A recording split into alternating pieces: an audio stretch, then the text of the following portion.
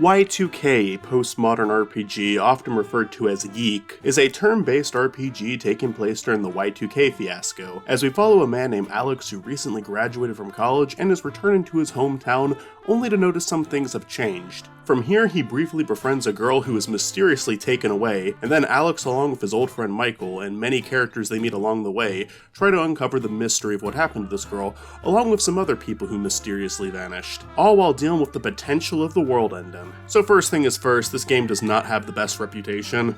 Oh, you're playing Y2K? Yeah. Oh, I'm sorry. I'm so fucking sorry. A lot of people won't even humor playing the game after seeing some of the dialogue and gameplay it has to offer, while those who actually did play through it normally don't go any further than saying it had potential. There'll be nice things said, but a lot more negative things said. Is this response justified? I would say yes, but I think there is a lot of value YIIK offers, and that should be considered not only to the developers, who I do hope will make another game, but also to the people who want to study games and understand what does and doesn't work about this one, because truthfully, a lot of it does work. The soundtrack is amazing for starters. I know a bad game can have good music. Gameplay and music are probably the two aspects of a game that are most independent from one another. Good music can complement a level and its themes, but you can also play a great soundtrack over something you put together in RPG Maker in a day. But as a collaborative process, the people working on this game did get some great musicians on board to give this game a really stellar soundtrack, one that went along with the game's themes and visuals very well. Each track fits the scene it's used for appropriately, and it has a very unique sound. It stands out from other RPGs. With a lot of great instrumentals, but even some songs with lyrics that I enjoy quite a lot. The track Puzzle Pieces may sound a little rough vocally, but it does fit for where it's used, where it's being used in a scene where literally everything is coming to an end. It's pretty horrific, and the tone of these vocals kind of match that energy. Another point this game has is its visuals. I think the 2D drawings of each character are well done, outside of some minor characters who look a bit off, but for the main cast, these are great. The only point I would make is some of them should have had a few extra drawings. Like the character Michael's images don't always match his expressions that well. What? Can you even believe what just happened? Where with Alex and Bella, I think they had it down completely. I think the story of YIIK is interesting, combining a very real moment in history where people thought the world was going to end, and mixing in with their own lore to create a pretty devastating story. One thing that I do appreciate about YIIK's story is how harsh and blunt the climax of the game is. It offers a light at the end of the tunnel, but when something major happens in the game, there is no going back, there is no rewinding. I would say this game's ending and overall message is a cautionary tale to those playing and experiencing the world through our main character, Alex, an intentionally unlikable protagonist. One that's so unlikable that you're probably not going to relate to him completely, but if you even relate to him a little bit, I think that's where the cautionary tale comes in. You do not want to be like Alex. These characters are definitely where things get complicated though. On one hand, I fucking love Alex YIIK. Me and my friends meme on this character so hard. There is a ton of ironic love for this character, but I would even say there's some sincere love for the character too. I've stated many times I like characters who aren't necessarily good people, but have an intriguing side to them. There certainly are characters that come off as so unlikable and unbearable without cause that I end up simply hating them, but with shows like BoJack Horseman, Breaking Bad, and Barry, I would say that characters who are bad people or unlikable can work in a narrative really well, especially a narrative that has taken on their bad behavior head first. It's a big part of the story. Alex in some cases does, and in other cases doesn't. Alex's unlikable traits feel very familiar to modern times. A hipster with a huge ego because he just got back from college, a person who doesn't want to work or contribute anything to society, while still being very judgmental of others. I think a lot of us have probably actually met someone like this before, even just if in passing, which might make it a little bit harder for someone today to follow Alex's story. Another issue would be with the time period. This game is supposed to take place in 1999, but this is a way more modern aesthetic for the character. In fact, most of these characters feel very modern. There is arguably a point to this with some things that are revealed later in the game, but it's all kind of confusing. You could say that there's a reason for it, but you could also just say that's a safe excuse. Like anything could be intentional or unintentional in this game. With that being said, I do enjoy a lot about Alex. He is very harsh during the game's first few chapters, which makes him very unlikable, and there is no saying how he's going to respond to others yet. All of this leads to the infamous scene with Rory that I imagine made a lot of people decide against playing this game. Oh my God. Wait, listen up, guys. You guys realize how messed up all this is? My 12-year-old sister killed herself. She died right here, right where we're standing. Hey, dude, cool it with that! No one cares about your sister right now. We almost just died Okay, ourselves. wow. Wow. Every time someone talked about Alex being a dickhead in this game, this is the clip that people play. I mean, yeah. No, like, wow.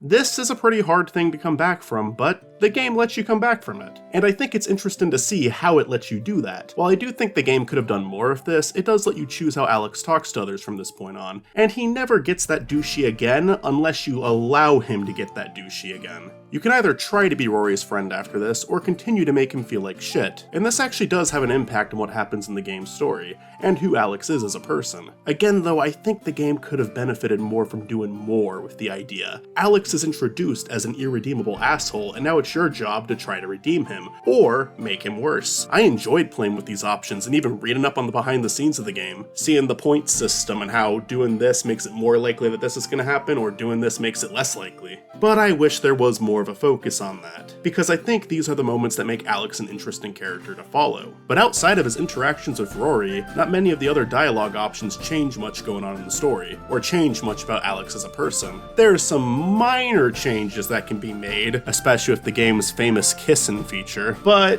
these are really minor changes. It doesn't really affect a lot. I'd say Rory's is the only significant one. As for the other characters, I enjoy them all to an extent. Claudio and Chandra have some interesting dialogue and have a background that gives them some relevance to Alex and the overall story. There's a couple of good payoffs with that as well. Michael is mainly comic relief, but the game does something interesting with him near the end. Bella I struggle with a bit more because she seems a little too similar to Alex at points, but it feels like the game is suggesting she isn't like him. She's definitely not as big of a dick as Alex, but I would argue she's somehow more pretentious than him. The Essentia 3000 is a dialogue dumping character, so are Alex and Bella, but I feel like they have some other traits as well, where Essentia doesn't really, at least not to me. And then you have Rory, who I honestly like a lot. Rory's life can either be a horrible tragedy or a lot more hopeful depending on how you treat him in this game, and I think both endings are very impactful. There's some scenes in this game that I think are just wonderful, like this part in the Essentia 3000's headspace where you're putting together sacrifices. The imagery, the music, the subject matter, it's really disturbing and executed perfectly. There's also the scene where all the characters listen to a record together that Bella made. In it, Alex has this weird headspace vision where he's talking to different versions of Bella as her song plays, and my god, it's beautiful. The song is great, the dialogue is interesting, it's one of the few parts of the game that's actually sympathetic towards Alex, which I do think is earned after how much this game shits on him.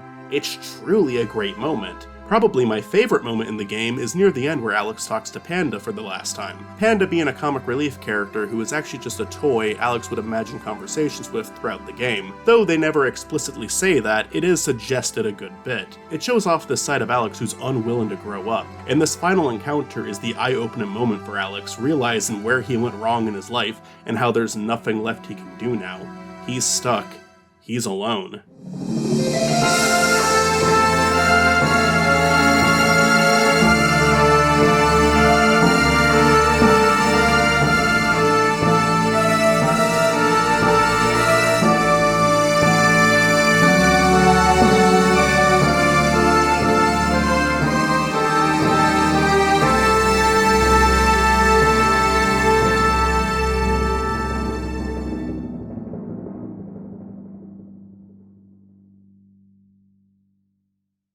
The game's maps are all pretty visually distinct, and I enjoy exploring the towns. The leveling up process, while a bit tedious, is unique. I like the music for it a lot too. The combat throws in some mini-games for attacks, which in theory can be satisfying, kinda like Paper Mario, while some of the more simple actions just do a little bit of damage, and then the more complicated ones that require more precise timing ideally would do a lot of damage. This is where YIIK starts to not be such a great game. The combat is pretty bad either way. The regular game is long and tedious, and doing the special attacks never really offer you fair results. You're doing a lot for a very small reward. The only way I've seen people get through this game easily is by finding exploits in the game's mechanics. There is an option at the start of the game that was added in later to make the combat easier and just focus on the story, but as someone who has tried both out, the story version of the combat is the opposite extreme. It's way too easy and there's nothing satisfying about the fights anymore. I'm sorry, but is a normal mode too much to ask for? You've only got two extremes in there, and that's not good. Another big issue that others and myself have with this game is the dialogue.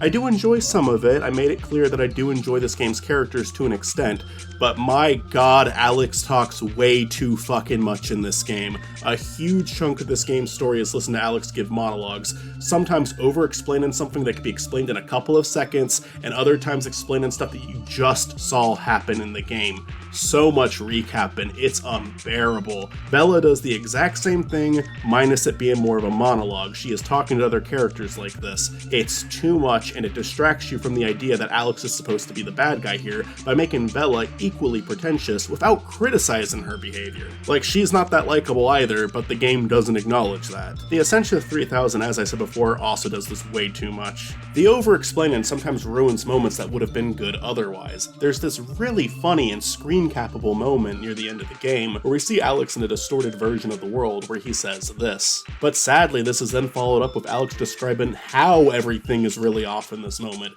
as if it wasn't already fucking obvious to the people playing. It's obnoxious. There is also an option to reduce dialogue that was added into the game, but I really didn't want to try that mode out because I wanted to see what the developer's original intention was. Maybe I'll try it on a potential replay, but I think it's bad if that's a thing you have to add into the game regardless.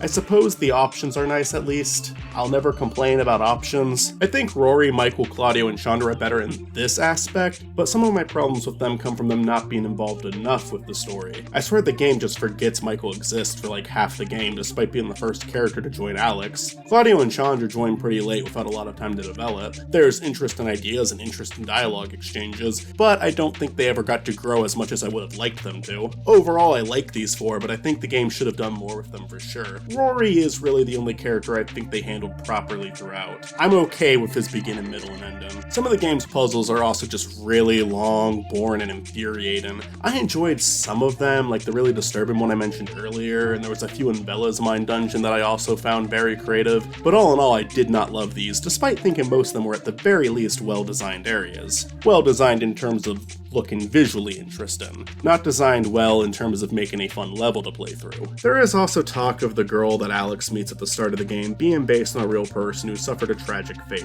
Now, using real-world events in a story is nothing new, but with her being used as a love interest for this game's main character, a lot of people were kind of weirded out by that. I would agree this is a weird choice and probably shouldn't have been done, but I do question how much of this was the intention. Were they really basing her off of this person, or were they just basing her fate off of this tragedy?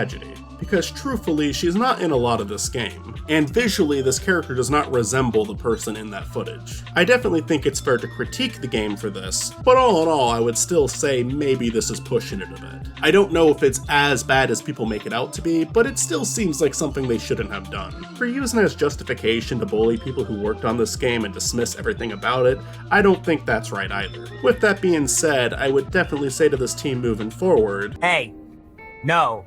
Yeah, don't do that again. All in all, I understand where the distaste for this game comes from, but if you're going off of what the internet said over your own experience, I would say the game is at least worth checking out and forming your own opinion over. I watched a lot of videos on this game, and in those videos a lot of people were playing devil's advocate for YIIK, which made me want to see if there was anything I would enjoy from the experience, and there definitely was. I do not regret trying it out for myself. It's a game that will frustrate you for sure, but if anything I showed here looks interesting to you, consider it. Maybe play with some friends and laugh at some of the more ridiculous parts of the game, but really let yourself sink in some of the more beautiful or disturbing or sad parts that this game has to offer, because they do exist. I wish this team luck with the future, and I hope more people will offer constructive criticism rather than just try to kill a game on launch. Because yeah, this game was pretty much dead before it came out.